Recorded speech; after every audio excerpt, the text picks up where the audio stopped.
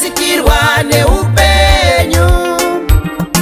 Zvichandibatsireiko kuwana nyika yose ndichirasikirwa neupenyu? Zvinogondibatsireiko kuwana pfuma yose ndichirasikirwa neupenyu? Zvinogondibatsireiko kuwana pfuma yose ndichirasikirwa neupenyu usingaperi?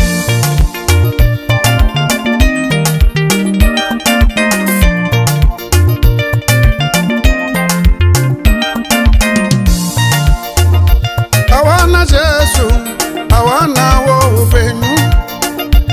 Amutenda Jesu, watoponeswa, atorarama. Hallelujah, oh hallelujah. Zviya zvandaiti pfuma, aiwa kwava kurasikirwa zvako. Zviya zvandaikoshesa mambo, aiwa kwava kurasikirwa zvako. Zviya zvandaitiwo ndezvangu, aiwa kwava kurasikirwa zvako. Kwava kurasikirwa zvako kani, kwava kurasikirwa zvako. Nekuda kwekunaka kwekumuziva Mwari we, nairo simba rekumuka kwake. Nekuda kwekunaka kwekumuziva Jesu yu, nairo simba rekumuka kwake.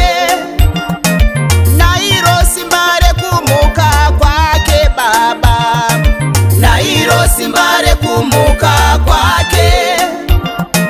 Nairo simba rekumuka kwake Jesu, nairo simba rekumuka kwake.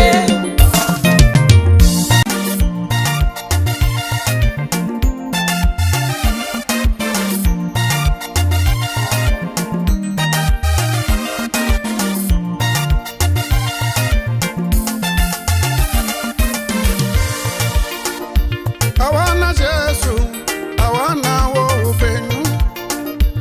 Amutenda Jesu, watoponeswa, atorarama. Hallelujah, oh hallelujah.